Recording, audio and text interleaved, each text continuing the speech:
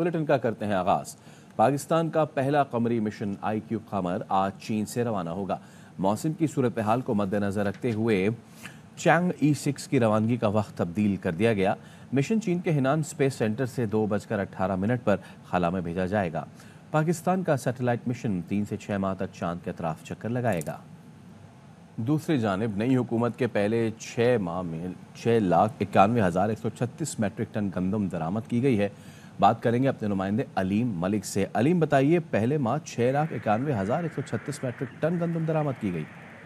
जी, जो मौजूदा हुकूमत है उसकी जाने से ये तो कहा जा रहा है कि निगरान दौरे हुकूमत में गंदम दरामद की गई है, लेकिन जो हुकूमत का अपना अदारा है, अदारा शुमारियात, उसकी जानिब से जो आदाद शुमार हैं उसमें ये बताया गया है कि नई हुकूमत के पहले माह 6,91,136 मैट्रिक टन गंदम जो है वो दरामद की गई है, जबकि जो निगरान दौरे हुकूमत था उसमें 27,58,226 मैट्रिक टन गंदम बरामद की गई थी। अगर हम मार्च 2024 की बात करें तो उसमें 57,19,20,00,000 रुपए की गंदम दरामद की गई है, जबकि मार्च 2024 में जो 6,91,136 मैट्रिक टन गंदम इम्पोर्ट हुई। अगर फरवरी की बात की जाए तो फरवरी तक तकरीबन 27,58,296 मैट्रिक टन गंदम हमने दरामद की थी, और फरवरी तक जो 225 अरब 78 करोड़ 30 लाख रुपए की गंदम इम्पोर्ट की गई। जो आदाद शुमार है उसके मुताबिक रवा माली साल जो है इसमें मार्च तक तकरीबन कुल अगर मजमूई तौर पर बात की जाए तो 34,49,436 मैट्रिक टन गंदम दरामद की जा चुकी है, और इसकी अगर मालियत की बात करें तो मार्च तक 282 अरब रुपए 282 अरब 97 करोड़ 50 लाख रुपए मालियत की गंदम दरामद की जा चुकी है। जो अदारा शुमारियात के आदाद शुमार हैं उसमें बताया गया है कि नई हुकूमत 6,91,136 मैट्रिक टन गंदम दरामद की गई है। बहुत शुक्रिया आपका अलीम मलिक। गंदम दरामद स्कैंडल पर वज़ीर-ए-आज़म शहबाज शरीफ का एक्शन। वज़ीर-ए-आज़म ने secretary food security Mohammad Asif को ओहदे से हटा दिया। मोहम्मद फ़खर आलम को सेक्रेटरी फूड सिक्योरिटी तैनात कर दिया गया। वज़ीर-ए-आज़म ने गुज़श्ता बरस गंदम की दरामद पर वज़ारत कौमी ग़ज़ाई तहफ़्फ़ुज़ से इस्तफ़सार किया और कहा, गुज़श्ता बरस गंदम की अच्छी पैदावार के बावजूद दरामद का फैसला क्यों किया गया। गंदम दरामद स्कैंडल पर वज़ीर-ए-आज़म शहबाज शरीफ ने इंक्वायरी कमेटी बना दी। सेक्रेटरी काबीना डिवीज़न इंक्वायरी कमेटी के सरबराह होंगे। वज़ीर-ए-आज़म ने गंदम की फौरी खरीदारी की हिदायत करते हुए कहा, किसानों को उनकी मेहनत का मुआवजा जल्द मिलना चाहिए। गंदम की फसल आने से 1 माह पहले तक जहाज दरामदी गंदम लाते रहे। किसान इत्तेहाद के चेयरमैन खालिद हुसैन बाट का कहना है कि दरामदी गंदम इंसानों के खाने के काबिल नहीं। हमसे अपील की कि इस दफा गंदम ज्यादा काश्त कर लो, क्योंकि हमें बाहर से गंदम ना खरीदनी पड़े। हमने गंदम काश्त ज्यादा कर ली, उसके बावजूद भी 1 महीने पहले तक शिप आते रहे। 10 लाख मैट्रिक टन की जरूरत थी। $1 अरब की 35 लाख मैट्रिक टन गंदम बाहर से मंगवाई है। इतनी गैर म्यारी है, किसानों के खाने के लिए नहीं है। ये बिल्कुल गलत है कि आटा सस्ता हुआ। गवर्नमेंट 8 रुपए में वो रोटी देना जो आज हमसे 250 रुपए में गंदम खरीदी जा रही है। हुकूमत पंजाब के रवैयों से तंग किसानों ने आइंदा गंदम काश्त ना करने का ऐलान कर दिया। कहते हैं, हमसे गंदम 2800 रुपये फीमन खरीदी जा रही है, बाद में 5 से 7 हज़ार रुपये फरोख्त की जाएगी। बैठा है 3,250 ले लो। जब किसान के घर से ये गंदम निकल जानी है फिर 5,000 7,000 किसान को क्या बचा। हम ये गंदम काश्त करेंगे ही नहीं। किसाना तो कोई खुदारा कोई ख्याल किया जाए। हमारे गांव में जो रेट चल रहा है वो है 2800-2700, इससे ज्यादा नहीं ले रहे हैं। बारदाना है वो है फी एकड़ में 6 बोरी, वो भी हमें नहीं मिल रहा है। पंजाब हुकूमत के इजलास पर इजलास मगर गंदम की खरीदारी शुरू न हो सकी है। इसी वाले से बात करेंगे अपने नुमाइंदे उल्फत मुगल से। उल्फत बताइए। जी बिल्कुल, पंजाब हुकूमत इजलास खेल रही है, लेकिन पंजाब के किसानों की दादरसी के लिए वो कुछ भी करने को तैयार नहीं है। और वाज़ेह तौर पर ये पंजाब हुकूमत ऐलान कर चुकी हुई है कि वो अपनी मर्जी के मुताबिक गंदम खरीदेगी। और अब ये हुआ है कि अभी तक बारदाने की तकसीम का अमल भी शुरू नहीं हो सका। पंजाब महकमा फूड का मौक़िफ़ है क्योंकि अभी भी जो गंदम है उसमें नमी का तनासुब ज़्यादा है। जब तक नमी का तनासुब 10% तक नहीं आएगा उस वक्त तक किसानों को बारदाना नहीं दिया जाएगा। और पंजाब हुकूमत का कहना है कि कुछ दिनों में धूप निकलेगी, मौसम बेहतर होगा, गंदम खुश्क होगी तो किसानों की गंदम खरीदी जाएगी। अदरवाइज जब तक मॉइस्चरिंग कम नहीं होती तो गंदम नहीं खरीदी जाएगी। ठीक है, बहुत शुक्रिया उल्फत मुगल। और कोयटा से आपको दिखाएं, किसान इत्तेहाद के इस वक्त रहनुमा गुफ्तगू कर रही हैं। बिजली का यूनिट है 70 रुपए में, वो 20 रुपए में दे दें। डीजल जो ट्रैक्टर थ्रेशर हर चीज़ों से हमारा चल रहा है वो सस्ता कर दें। मैं कहता हूँ किसान ही आधा किसान है जिसने आटा भी खरीदना है।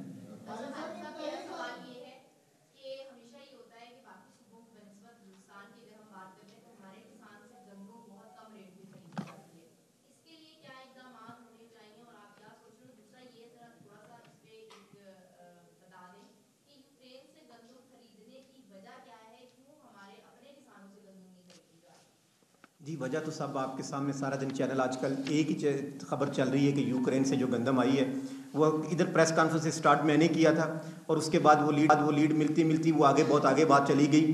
बल्कि वो अब तो हम डरने लग गए हैं कि वो कहते हैं जी कि चेयरमैन ने ये सारी शरारत की है, बड़े लोग कॉल कर रहे हैं। देखें जी, यूक्रेन की जो गंदम है उसका अगर आप सैंपल देख लें, आप कहेंगे ये आटा खाना जहर है। उसको ख़रीदा कैसे गया? पहले 10 लाख मैट्रिक टन की इन्होंने समरी की कि 10 लाख मैट्रिक टन गंदम मंगवा लेते हैं। वो 10 लाख मैट्रिक टन से वो 35 लाख मैट्रिक टन पे चली गई। बिल्कुल ज़रूरत नहीं थी यूक्रेन से गंदम मंगवाने के लिए। ऑलरेडी 22 लाख मौजूद थी फूड डिपार्टमेंट के पास आखिरी 3 महीनों के लिए, लेकिन जो आखिरी 3 महीने थे उसमें वो 22 लाख पड़ी रही जो यूक्रेन। अच्छा, फिर उन्होंने करप्शन का तरीका क्या किया कि जो फूड डिपार्टमेंट के साथ गंदम पड़ी हुई थी उसको उन्होंने लेटर लिख दिया कि आप 4700 या 4600 से ऊपर आप नीचे गंदम नहीं बेचेंगे गवर्नमेंट पंजाब को।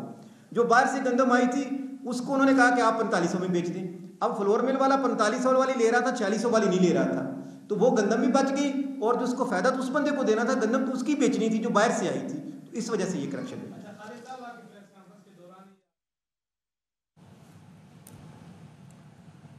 लाहौर में पुलिस एहलकारों को टारगेट करने वाले मुलजिम की शनाख्त और अहम इंकशाफा। AIY न्यूज़ ने टारगेट किलर का शनाख्ती कार्ड और तस्वीर हासिल कर ली। बात करेंगे अपने नुमाइंदे बाबर खान से। जी बाबर, आगाह कीजिए। पुलिस के मुताबिक गिरफ्तार मुलजिम का असल नाम मोहम्मद फैज़ान भट्ट वलद फयाज अहमद भट्ट है। मुलजिम फैज़ान बदामी बाग का रहायशी और उम्र 21 साल है। मोहम्मद फैज़ान अफगानिस्तान की कारतन दहशतगर्द तंजीम से राब्ते में था। पुलिस एहलकारों को टारगेट करने का टास्क भी दहशतगर्द तंजीम से मिला। 6 लाख रुपए में 6 पुलिस वालों को निशाना बनाना था। मुलजिम को अल-फलाह टाउन उसकी मां रिहाइश गाह से गिरफ्तार किया गया। इसी वाले से मजीद बात करेंगे अपने नुमाइंदे बाबर खान से। बाबर, मजीद क्या डिटेल्स है? देखिए जी, पुलिस एहलकारों को टारगेट करने वाले मुलजिम की इससे शनाख्त से अहम इंकशाफात सामने आ गए हैं। गिरफ्तार मुलजिम का असल नाम जो है मोहम्मद फयाज भट्ट वल्द फयाज अहमद भट्ट है और जो 21 साल की इसकी उम्र है, बदामी बाग का रहायशी है। AIY न्यूज़ को एक टारगेट किलर की असल शनाख्ती कार्ड और मौजूदा तस्वीर मसूल हुई है। मुलजिम ने पुलिस की हिरासत में अहम इंकशाफात भी किए हैं। मुलजिम मोहम्मद फयाज भट्ट का कहना है कि उसका अफगानिस्तान की दहशतगर्द कारगर तंजीम से राब्ते में था। पुलिस एहलकारों को टारगेट करने का टास्क भी दहशतगर्द तंजीम से मिला था।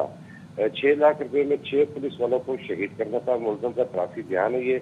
मुलजिम को अल-फलाह टाउन उसकी मां की रिहाइशगाह से गिरफ्तार किया गया था। जी, बहुत शुक्रिया आपका। गिलगित बल्तिस्तान के जिला दयामिर में मुसाफिर बस गहरी खाई में जा गिरी। बस हादसे में 3 खवातीन समेत 20 अफराद जाँ बहक हो गए जबकि 21 अफराद जख्मी हुए। मुसाफिर बस रावलपिंडी से हुंजा जा रही थी।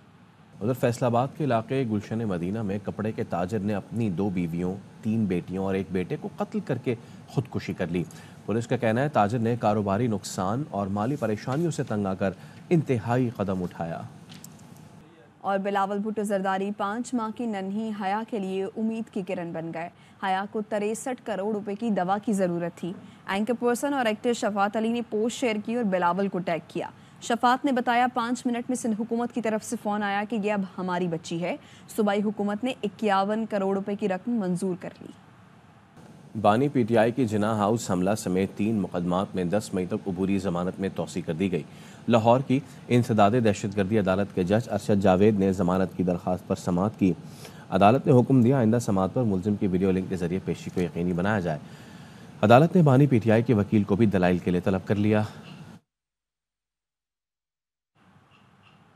इस्लामाबाद हाई कोर्ट ने ऑडियो लीक्स केस में जस्टिस बाबर सत्तार पर एतराज़ वापस लेने की IB की दरख्वास्त भी खारिज कर दी। समाअत के दौरान असिस्टेंट अटॉर्नी जनरल ने कहा कि IB की ऑडियो लीक्स में बेंच पर एतराज़ की दरख्वास्त वापस लेना चाहते हैं। जस्टिस बाबर सत्तार ने रिमार्क्स दी, आपकी एतराज़ वाली दरख्वास्त तो पहले ही खारिज की जा चुकी है। ऑर्डर आएगा तो वो आपको मिल जाएगा। ऑर्डर में DG IB को नोटिस किया है, क्यों ना उनके खिलाफ तौहीन अदालत की कार्रवाई की जाए। ऑर्डर में ये भी पूछा गया कि किसने दरख्वास्त दायर करने की अथॉरिटी दी थी। आपने जो जवाब देना है वो ऑर्डर आने के बाद दे दीजिएगा।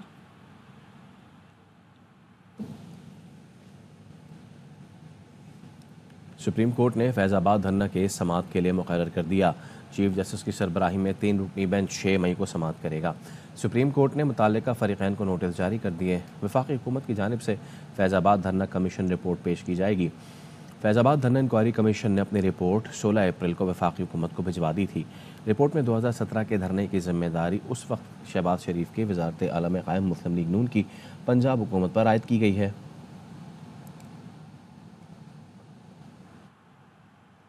सुन्नी इत्तेहाद काउंसिल को मखसूस नशिस्तें ना मिलने का केस सुप्रीम कोर्ट में 8 मई को समाअत के लिए मुकर्रर कर दिया गया है। अदालत ने केस की समाअत के लिए 3 रुकनी बेंच तश्कील दे दिया। जस्टिस मंसूर अली शाह की सरबराही में 3 रुकनी बेंच समाअत करेगा। जस्टिस मोहम्मद अली मजहर और जस्टिस अतर मिनल्ला बेंच में शामिल हैं।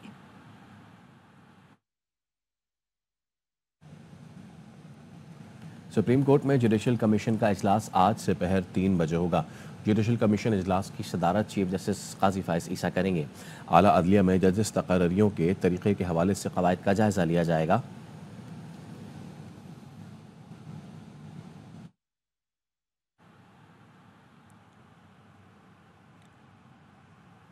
सिंध हाई कोर्ट ने सूबे भर के थानों में कारोबारी सरगर्मियां फौरी खत्म करने और थानों की जमीन पर दुकानों और दीगर कारोबार के खिलाफ ऑपरेशन शुरू करने का हुक्म दे दिया। तमाम थानों में कमर्शियल सरगर्मियां करने पर Sindh high court IG Sindh पर बरहमी का इजहार किया। अदालत ने कहा कि थानों की जमीन पर किसी ने हुक्म इम्तना हासिल कर रखा है तो खत्म करने का हुक्म देते हैं। कितने पुलिस थानों में कमर्शियल सरगर्मियां जारी हैं, जिस पर आईजी सिंध ने एतराफ किया कि सूबे के 16 अजला की 32 लोकेशन पर 1920 प्रॉपर्टीज कायम हैं। मुतालिका अफराद को नोटिस दिया था, उन्होंने मुख्तलिफ अदालतों से हुक्म इम्तना ले लिया। जस्टिस जफर राजपूत ने इस्तफसार किया, बताया जाए थानों में कारोबारी सरगर्मियां कब तक खत्म हो जाएंगी। सरकारी वकील ने कहा कि जिन दुकानों को लीज पर दिया गया था वो मनसूख कर दी गई हैं। थानों की जमीन जो कारोबारी सरगर्मियां हो रही हैं वो गैर कानूनी हैं। जस्टिस जफर अहमद राजपूत ने हिदायत की कि लीज मनसूख हो चुकी है तो फौरी कब्जा खत्म कराएं।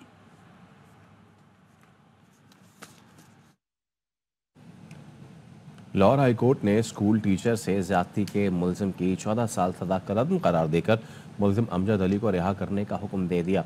जस्टिस अमजद रफीक ने 8 सफ़ात पर मुश्तमिल तहरीरी फैसला जारी कर दिया।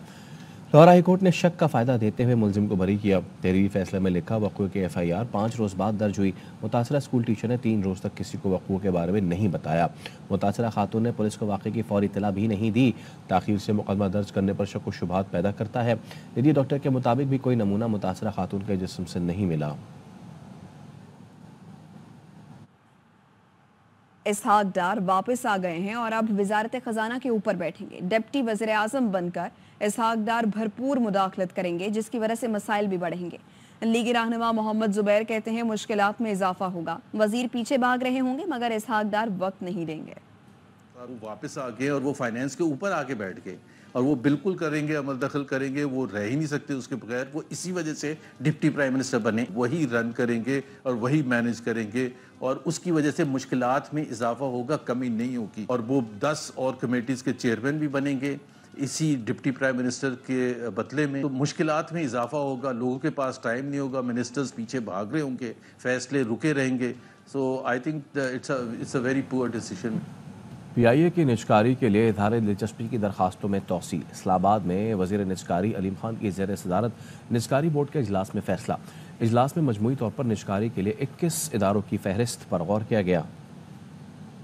हमने कल तक की तारीख दी हुई है, लेकिन हम समझते हैं कि इसमें हमारे पास शायद 15 दिन का हम इसमें और इजाफा करेंगे।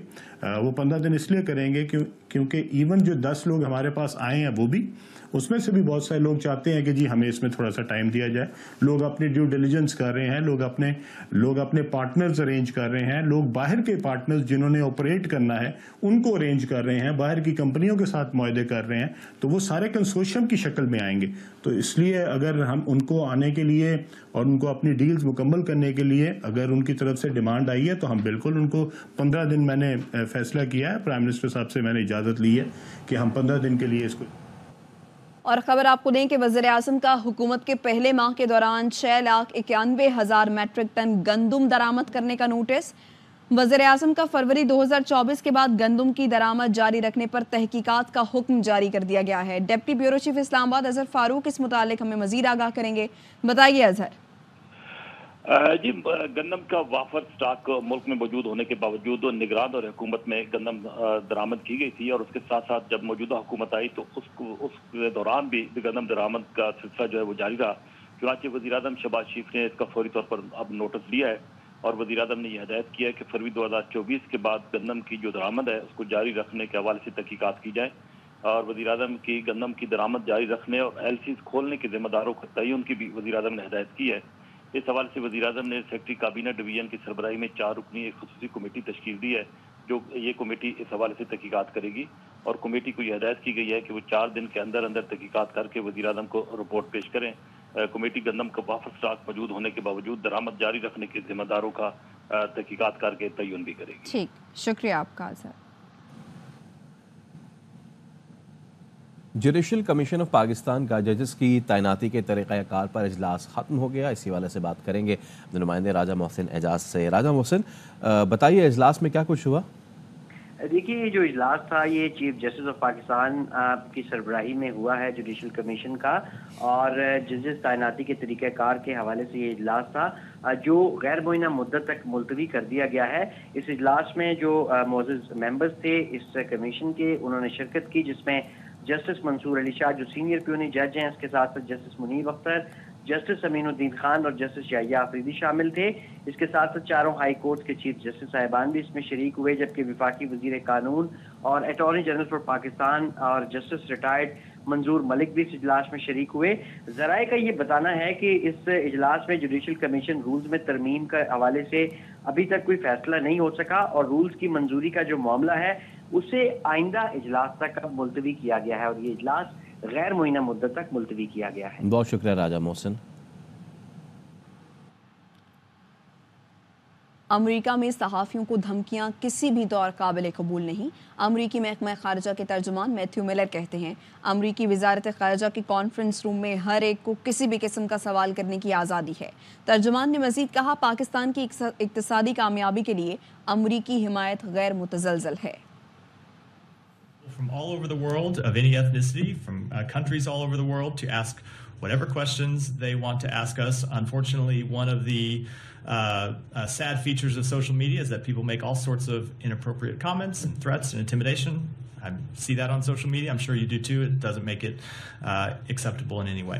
We support the progress that Pakistan has made to stabilize its economy and manage its daunting debt burden.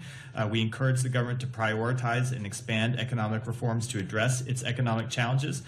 And our support for Pakistan's economic success is unwavering, and we will continue to engage with them through technical engagements as well as through our trade and investment ties, all of which are priorities of our bilateral relationship. सदर मुमलिकत आसिफ अली जरदारी और वज़ीर आज़म शहबाज शरीफ ने आज़ादी सहाफ़त के आलमी दिन पर गज़ा में जान कुर्बान करने वाले सहाफ़ियों को इंसानियत का हीरो करार दिया।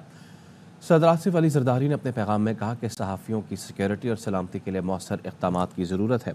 पाकिस्तान का आइन आज़ादी सहाफ़त की ज़मानत देता है।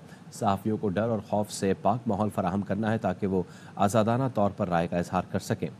वज़ीर आज़म शहबाज शरीफ का कहना है कि जबर से लड़ना और सच्चाई को सामने लाना ही इस दिन का पैगाम है। सहाफ़त और आज़ादी इजहार जमहूरियत की बुनियाद है। हम मीडिया और आज़ादी इजहार राय पर पुख्ता यकीन रखते हैं। मीडिया और तमाम फ़रीक़ैन को दुरुस्त इत्तलात और साज़गार माहौल के लिए मिलकर काम करना होगा।